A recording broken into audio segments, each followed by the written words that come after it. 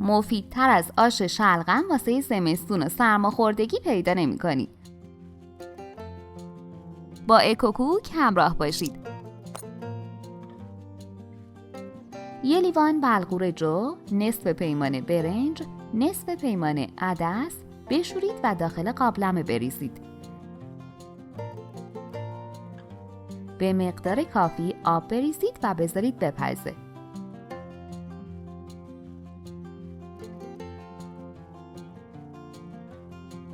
400 گرم شلغم رو خرد کنید.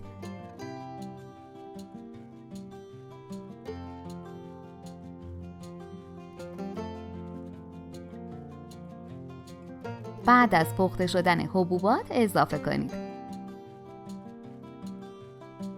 عزیزان، باعث افتخار ماست که عضوی از کانال ما باشید و دکمه سابسکرایب رو بزنید. بعد از نیم ساعت که شلغم پخت، 500 گرم سبزی آش شامل تره، جعفری، گشنیز و اسفناج اضافه و مخلوط کنید. اجازه بدید سبزی ها پخته بشه. 6 حبه سیر رو خرد کنید.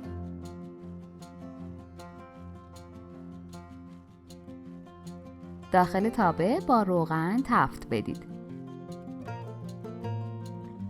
1 قاشق غذاخوری زردچوبه، نصف قاشق چایخوری فلفل سیاه و 1 قاشق چایخوری نمک اضافه و ترکیب کنید.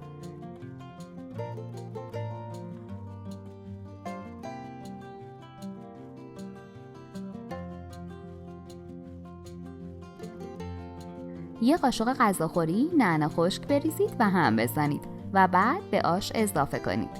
برای بیمار سیر و نعنا داغ رو حذف کنید. دوستان، برامون بنویسید که تا به حال این غذا رو امتحان کرده بودید؟ روش شما برای پخت این غذا چیه؟ حرارت رو کم کنید تا آش جا بیفته.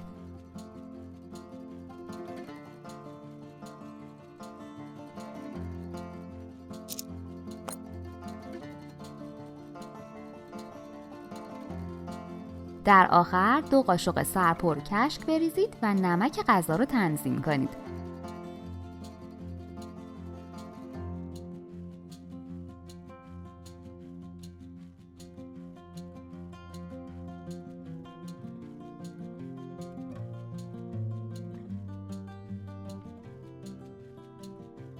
بعد از نیم ساعت آشمون حاضره.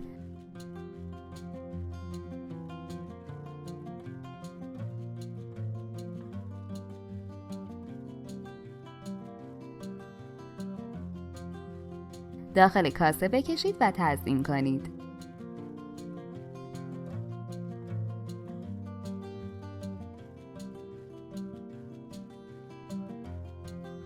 حتی اگه طعم شلغم رو دوست نداری، عاشق این آش میشی. نوش جان. اگه این آموزش رو دوست داشتید، حتما ویدیوهای دیگمون رو هم که توی کانالمون هست ببینید. مطمئنم خوشتون میاد.